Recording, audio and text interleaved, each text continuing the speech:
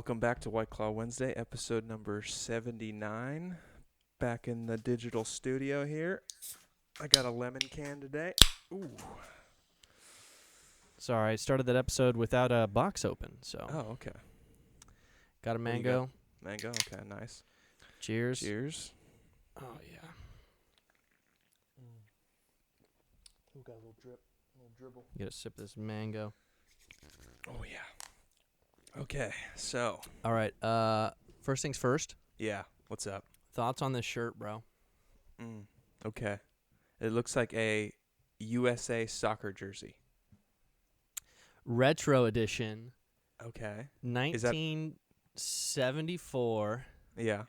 Limited edition, only 12 made. No, I'm kidding. Just a away jersey from 1974. I think 1974. So it is a Team USA soccer jersey? Yeah. I mean, it's kind of one of, like, the cheaper. It's not like the authentic. It doesn't have, like, the. You know how some jerseys have, like, the authentic little badge there at the bottom? Yeah. They got the official tag. Mm-hmm. Yeah, mine does not have that. Well. But pretty sick or nah? Yeah, no, I like it a lot. And I'm wondering, where did you get it? Offer up, if you can Okay. believe it or not. Okay, yeah, that. Oh, 1994. Sorry, I'm an idiot. 1994, okay. 20 years off. Speaking about the USA. Well, first, hold up. Yeah. Check Go out ahead. what I got here. Okay.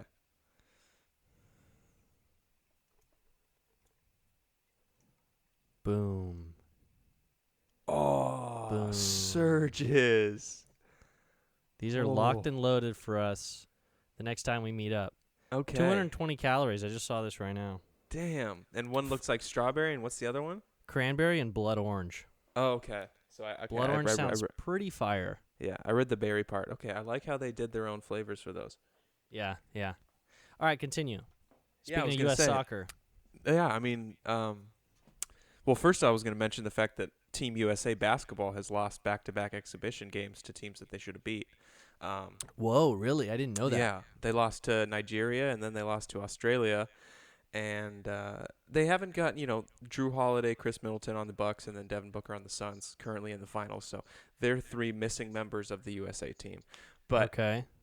To be honest, I don't really see them, had they been playing, I don't really see that making a huge difference just because the team also has, like, Kevin Durant and, Damian Lillard and Jason Tatum, Bradley Beal. Has a ton of great players. And but, yeah, they're just not.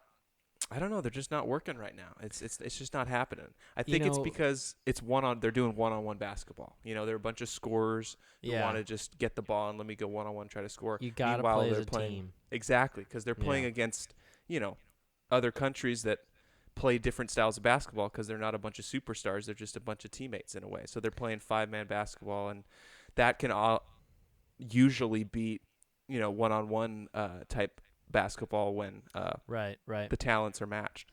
Well, it's, it goes back to the classic saying, man, there's no I in team. It's like you can be a better team when you just have, good players, but they're all role players, Like they all play a specific role and they work well in that role, and you need supporting players. You do. And when you have a team of literally superstars, which is the USA has always had, it's tough to not, nail that down. Hey, take it easy. Imagine. Is it still Greg Popovich? Is he still the coach? Yeah, he's one of the coaches right now, yeah. So, imagine him telling these superstars, like, you're not going to have the ball like you've had it before, but you need to run these routes. It's kind of like off-the-ball play. You're running these things, and that's got to be tough. But it needs to be done, Now, speaking about support, I didn't watch the Sunday final soccer game, but I did. Okay. Was England's? Well, I mean, was their only hope? Was it just this young teenager? Is that? So yeah. Hey man, because that's what I've been getting from the internet following the game. Is that this one young teenager kind of took a lot of heat after they lost. And I was seeing some headline about, like, oh, they shouldn't have expected him to be able to do it all. You know? Well, here's the situation. Okay, England scored early, which hats off to them. They scored early because they were not doing well towards the end of the first half. as well as the entirety of the second half and overtime. So really, Italy should have won the game if you're just looking at the stats and things like that, you would have expected Italy to win. Yeah. But Italy only scored 1, which means that they went into overtime, and then they didn't score in overtime. Neither team did. So they went to PKs. Okay. Now, the thing with PKs is, especially in a final like that, you tend to pick players who have a strong head on their shoulders, who do good in composure, and who are also good strikers, right? England's plan was to have somewhat of 2 veterans shoot first. This is Harry Kane and Maguire. And they both score.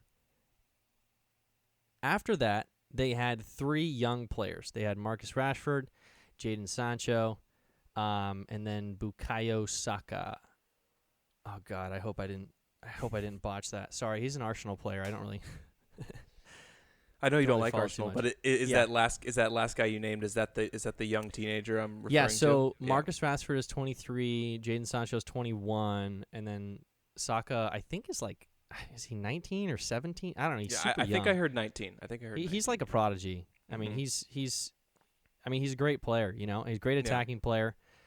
But the coach there got a lot of criticism because you're in a major final.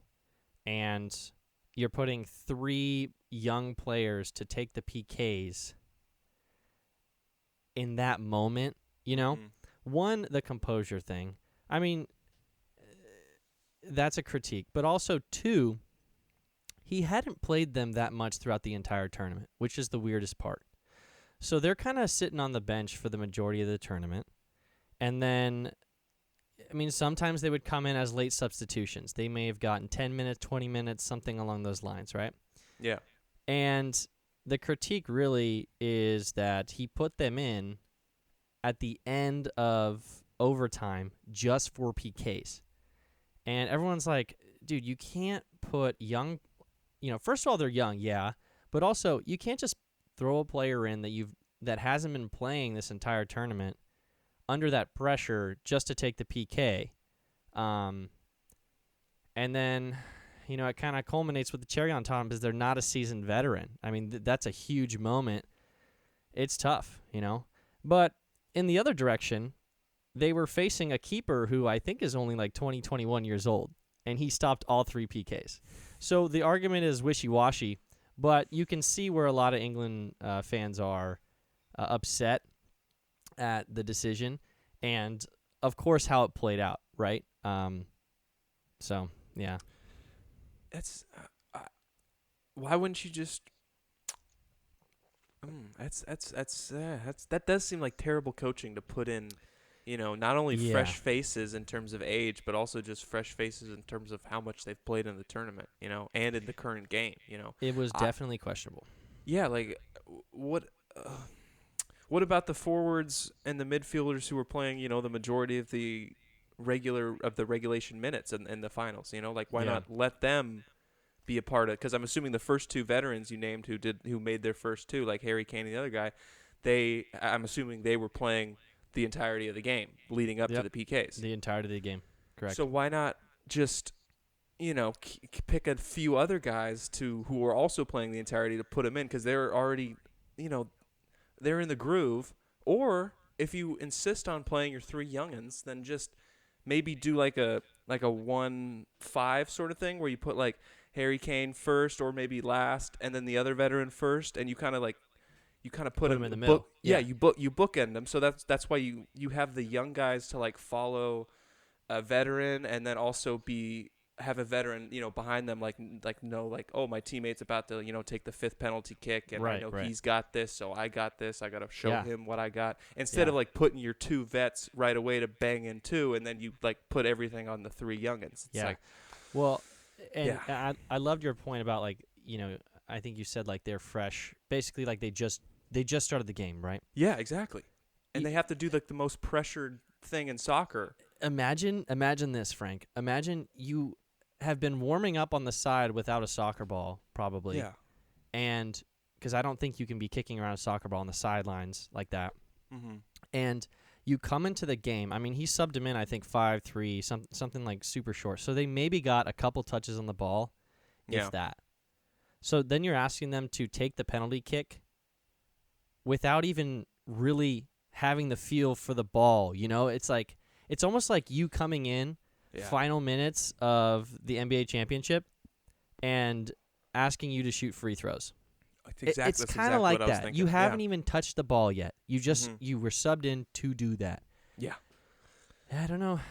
It was a questionable decision, honestly, but Italy deserved to win the game, I believe.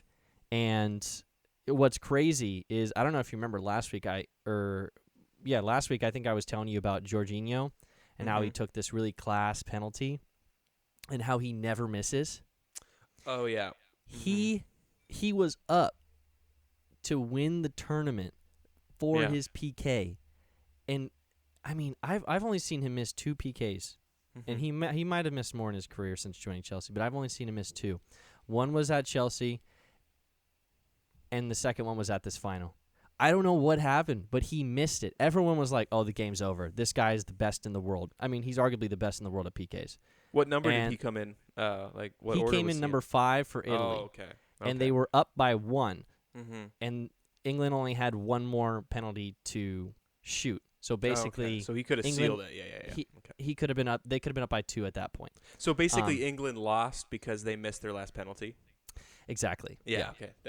That's what makes it really tough on that. Okay. Now I understand the 19-year-old taking all the heat, because it's like, they missed 3 penalties in a row, which is just crazy. Which is crazy, but not only, like, really in a way, the most pressure just all lands on the 19-year-old, because, you know, not only is he going 5th and he's got the chance, like, okay, well, if you miss this, we lose. He's got that pressure, but he's also got the pressure of the other team, you know, like you said, the best guy in Italy who you've only seen miss twice. And one of the 2 misses is in the finals. Everyone's like, oh, my God, I can't believe that just happened. It's kind of like almost like it was served up on a silver platter for this 19-year-old to, you know, because he got this miracle of a chance. Like, it's like, oh, he's looking at this guy, you know, the 5th guy about to go for Italy, and he's like, okay, he's going to seal it right now. Yeah. Like, there's no, and then he doesn't seal it, and that probably just doubled the pressure on him. Yeah. Whew, it was crazy. It was definitely a crazy tournament in general. Lots of extra times, lots of PKs. So it was a great tournament, man. Honestly, and Italy really did deserve to win. They had the harder bracket, or the hardest side of the bracket. They made it out of that, and played better in the final, I believe. So yeah.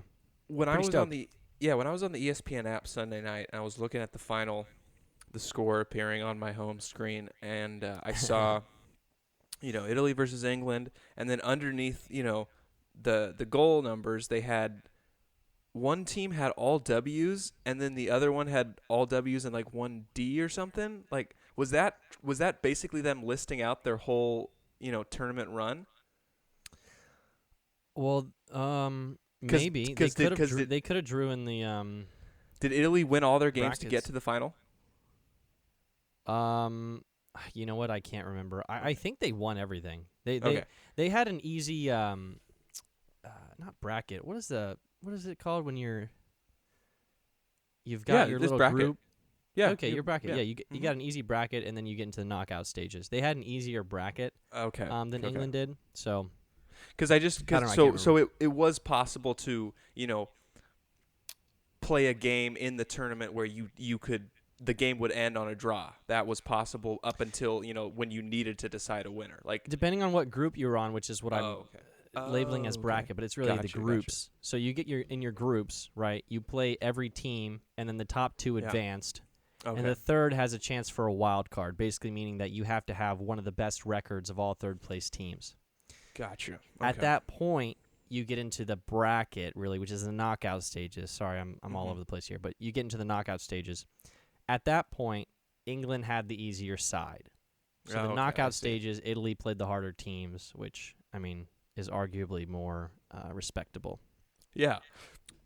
And I mean, I guess it makes sense, because it came down to, honestly, I mean, it sounds like coaching in a way. You know, I didn't even think I mean, anything can happen in PKs, man. I mean, Jorginho, literally the best PK taker in the world, possibly, missed, and to win the trophy, and then a 19-year-old misses the PK because a 20-year-old stops it. I don't know how old Donnarumma is. I think he's like 21 or 22 or something like that. Yeah. So anything can happen at that point. It's kind of up in the air, which is honestly why we kind of mentioned it last week. But I'm kind of hoping for this new offside rule to happen because I'd rather more goals. I agree. 1-2 PKs within a tournament I think is okay, but as soon as you start getting a quarter or even half of the knockout stages being into extra time or PKs, it's like, we got to do something else, I think. Yeah. Who knows? We'll see though. Now the final on Saturday, that was the Copa.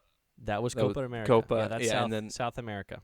And then the Euro final was Sunday. Yeah, okay, gotcha. Yeah. Now with the Copa final on Saturday with Argentina and Brazil, that was a great example again of the whole offside thing, and that the goal that Argentina scores, I'm like, that's offsides. And then it's like, that's got to be offsides.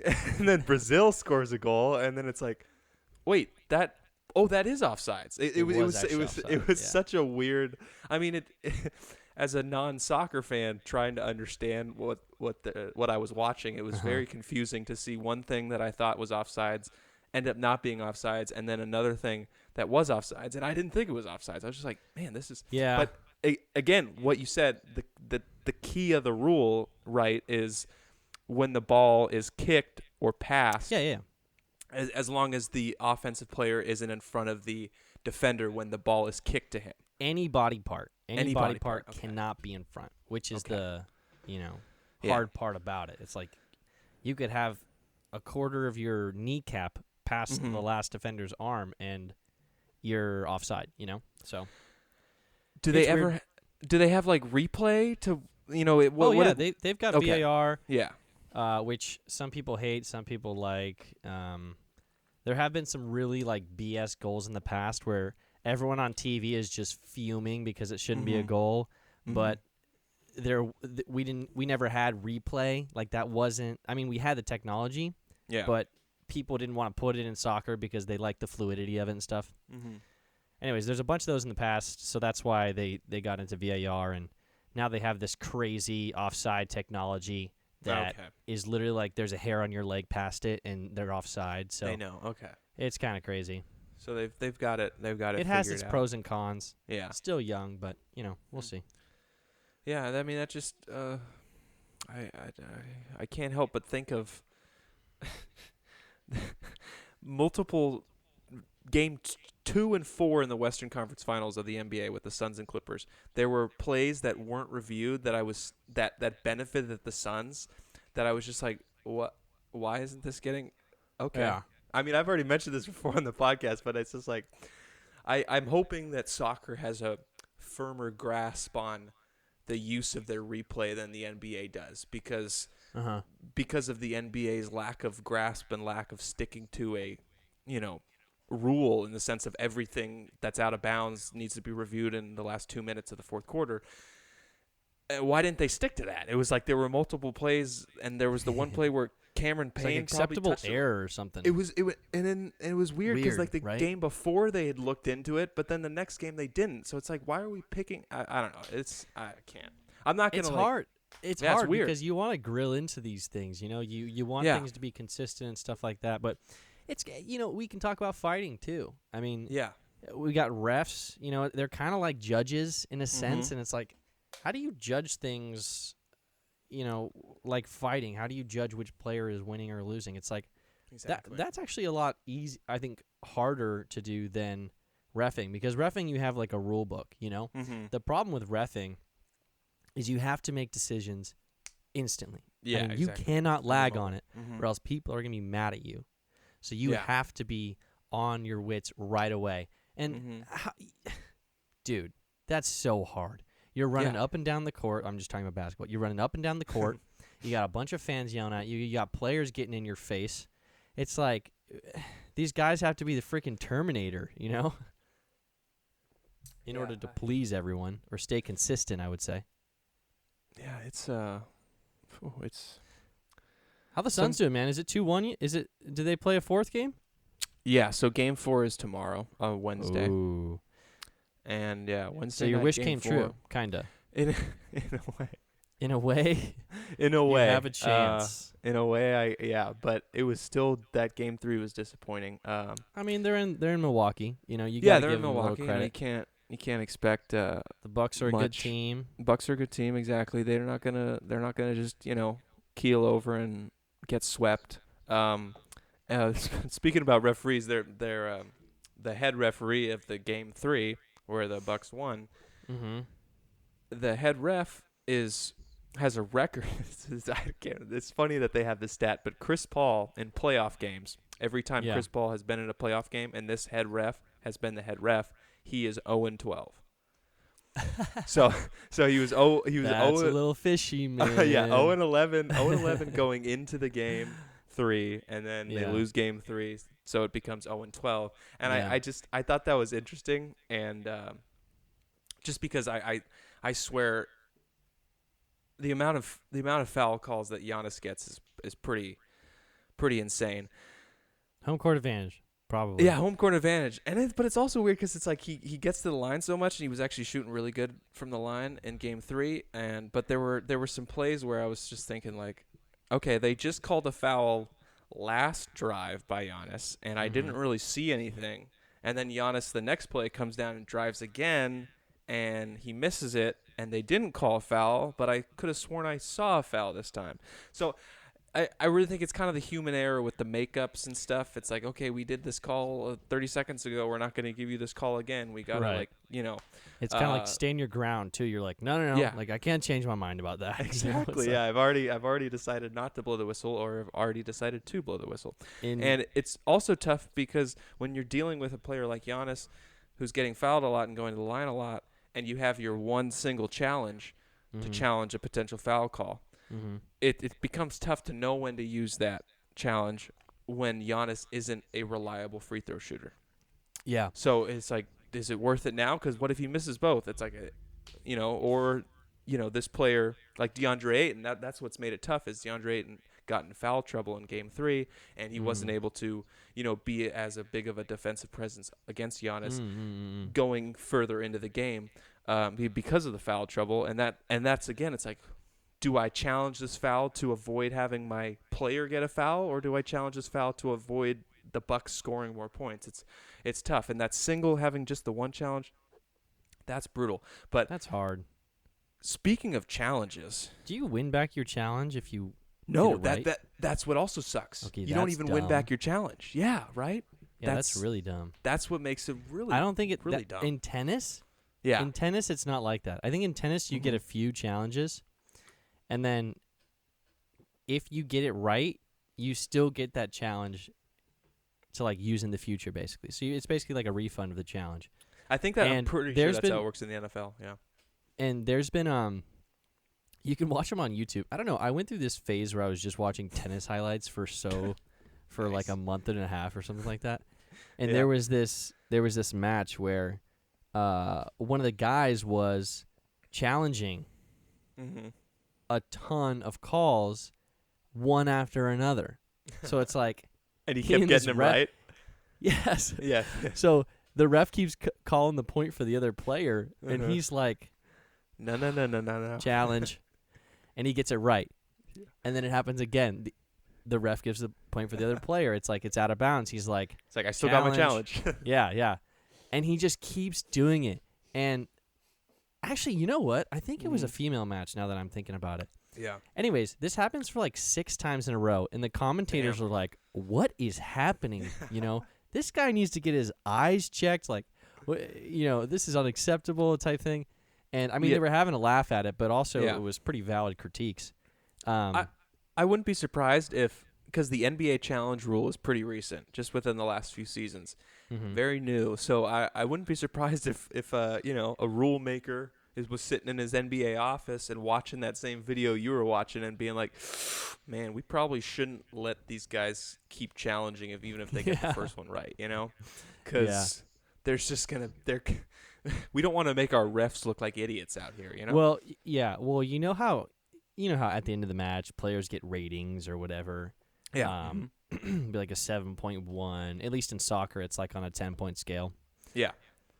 I'd love to see like the referees get ratings, you know? Oh, yeah. And in soccer, it's like actually really popular for the commentators to sort of, especially after major finals, to review, kind of like talk about the ref's performance per se. Yeah. And I remember specifically in the Champions League this year, Chelsea versus who the fuck was it? I don't even remember who Chelsea played. They like talked about the ref after the game, and they were like, actually, he did a really good job. He set the tone from the beginning, you know, and they were talking about his performance as if he was like a player, you know, and I think that really should be a standard. I mean, how many refs are in a soccer game? Well, now there's a lot because now you have your center ref, you've got your two sidelines, and you have a bunch of VAR. Actually, you've got the two sidelines, you've got your center ref, then you have one for like substitutions. It's so funny. They literally added a ref just to deal with the coaches and to hold up a sign saying what numbers are going in. I think that was the excuse, you know, like, oh, we need someone to delegate, you know, and make sure that the correct numbers showing and stuff like that. Yeah. But in reality, it's just for someone to get beat on by the coaches, you know, because they're yelling basically at him. Yeah. Or her. Or they. Okay, so it sounds like there's about a similar number of refs in soccer compared to the NFL. Because I know the video review refs, and I don't know how many they are. They have a good amount of refs in the NFL during a game, and then in the NBA they only have 3 on the court with the the ref jerseys and stuff. So it's a little bit, it's significantly less when you compare it to soccer and football. But when you think about it, it makes perfect sense because with soccer and football, you're dealing with a much larger space, much larger ground of inbounds, and then you're also dealing with just bigger teams on the field at the same time, more players. So it makes perfect sense. And then, you look at something like UFC where there's just the one ref in the cage and you're like, okay, well, that makes perfect sense because it's just 2 dudes and one guy watching them. Right. But I had to bring up the UFC because, man, dude, that Conor fight was something else because I saw a replay. People captured the moment where he did the damage. People broke it down. Like they broke it down. They paused. Did you see the kick? Conor threw a kick. He threw a kick with like 10 seconds or 15 seconds left on the round 1 clock, and Dustin blocked it with his elbow. Yeah. And Conor's leg just hit the point of Dustin's elbow, and you could just see it just kind of take that blow, and you're like, ooh. And then you just a few seconds go by, and then he steps back on it. At that time, it didn't break right away. But it was it didn't look like it broke. I don't know. It didn't look like it broke. Yeah. But when I saw that, I was like, okay, that is where it happened, because just a few seconds after that, he steps back and then it just gives out. Or it was just hanging on by a thread, and it was just waiting for him to step back. Yeah. Poirier, he almost checked it. It wasn't like he checked it. I mean, he put an elbow into it basically. Yeah. And Conor steps back on that same foot he just threw it with. Nothing happens. Then he goes up again, steps forward, and does. It's a weird. I mean, from what I remember, he steps back on it already. Nothing happens. Steps forward with his front leg. Steps back again with his back leg, and that's when it just collapses.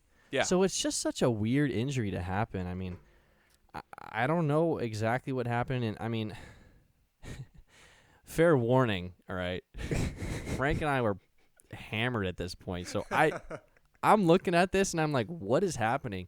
And we were at a bar, so I had no idea. Yeah. I feel like an idiot. I was calling Conor like a wuss. I was like, get up, dude. What's going on, And then it wasn't until the day after I looked online, and I was like, wow, I'm so dumb. I feel so bad.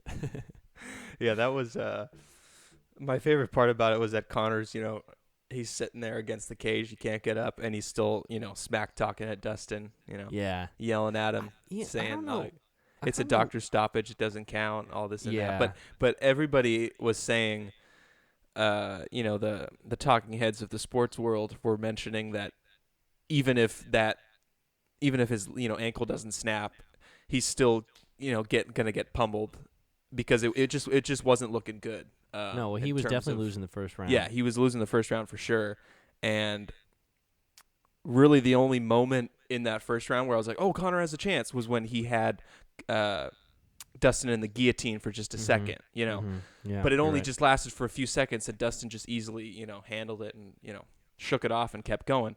But that was really just that one 20-second bit of Conor having him in the guillotine where I was like, oh, there's a chance. But like you said, had we not been drunk in that moment, I probably would have thought Dustin's got this, he looks fine. But I was just in the moment, I was getting excited. I was like, oh my God, here we go.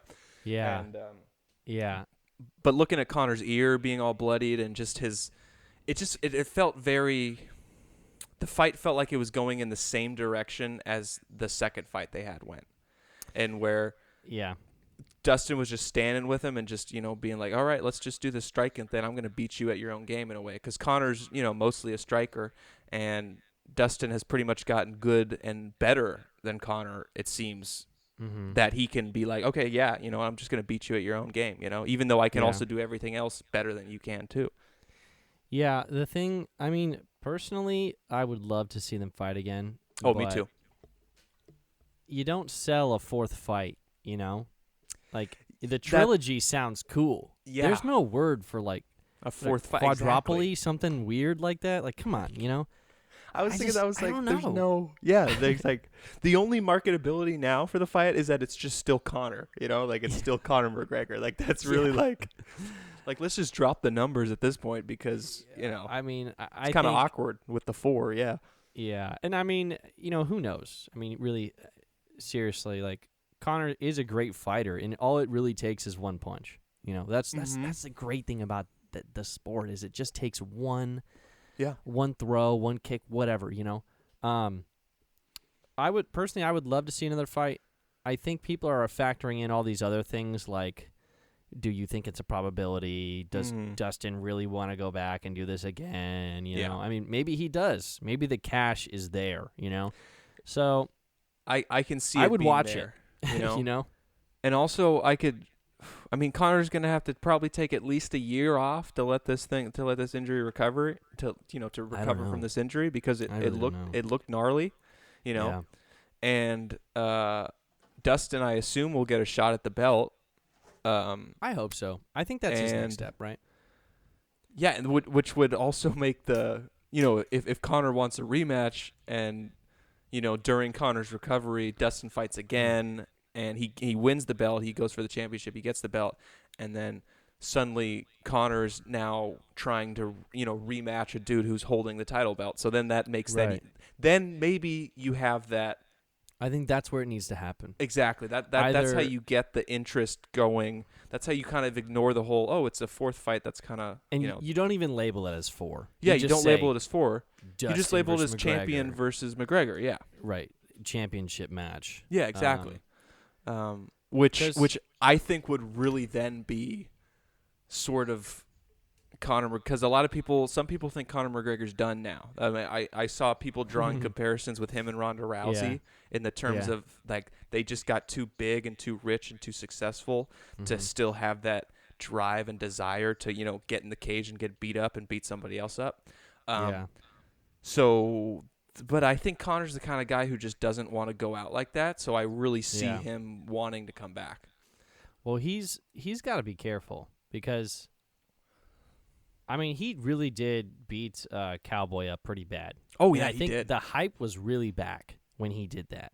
Yeah. But at this point, he's got to worry about his legacy. It's you don't want to be he's been a great, without a doubt. Yeah. And obviously he's probably the biggest name in fighting. He is. Yeah. I mean, I really think a good way of putting it is that he became bigger than the UFC. He became bigger than the sport you're absolutely itself, right. Yeah. So he's got to really be careful, because if he keeps losing, man, I think the hate's gonna get too great. I really do. I don't know if he has 2 more losses in him. If he loses twice in a row, yeah, and he already has lost twice in a row. High. But think about that. He's already 2 lost. more. 2 more times, I'm saying. Okay, yeah. 2 more times. I mean, I think he's lost 4 of his last 5 fights, if not 3 of his last 4 fights. Yeah, he has. Because he's lost to Dustin twice. He lost to Khabib, and then he beat Cowboy. Mayweather. Oh yeah, consider Mayweather. Yeah, but yeah. I don't know if anyone really does. Yeah, I don't know. I honestly kind of forget that happens sometimes. Like it's just. I don't know. I don't know what's going on with him. I mean, Dustin's ranked number 1. You know. Yeah. I would love to see. Dustin get a title shot. I really would. I think he deserves it, and I mean that's what we said last week, right? If he wins this, I think that's the match, and that was his plan all along. You know. We'll see. We'll see again, though. I just don't see Dustin waiting for McGregor to recover. You know? No. He's going for that belt for sure. Yeah. What do you think happened with McGregor? This is my thing, and I haven't really been. I wasn't following the lead up to this fight, and usually I'm following it more. All I know is last fight with Dustin, he was a really nice guy to him. He's like, "Oh yeah, let me get your hot sauce, whatever." You know, they were like shaking, like, "Oh, good man, good man." Yeah. And I don't know, his trash talk really felt forced to me. It wasn't the same, and you know, everyone was trying to market it, and everyone was like, "Oh my God, McGregor's ready for the fight. McGregor's gonna, you know, McGregor's not joking around." And I'm listening to it, and I'm just like, "Man, this feels really forced to me." I think, I don't know if it was his idea, but he must have, you know, he's got a team of people who probably tell him how to do certain things and how to move and make himself more marketable and all that kind of stuff. So I see it as trying to go back to his old ways because, you know, he goes for the whole humble, you know, sportsmanship and he loses.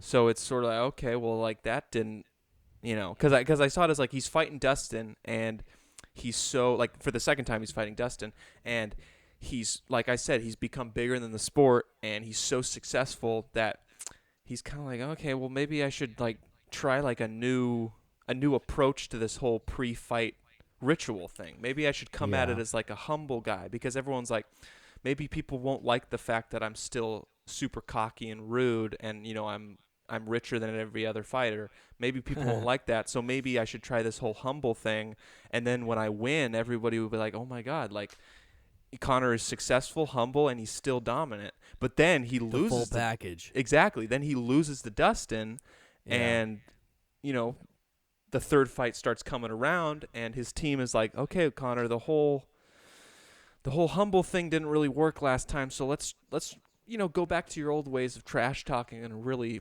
become that cocky guy that you were, and maybe it changes things. And now he's really stuck in a dilemma because he pretty much got the same result as he did with the second fight, trying his old ways. So now it's like, okay, well, where now? Like, where do we go now? You know, that's really what I'm wondering because it was just it was honestly embarrassing for him, you know, and I think it would have been more embarrassing for him had he not, you know, broken his ankle and gotten to come back out in the second round and continue to get pummeled potentially.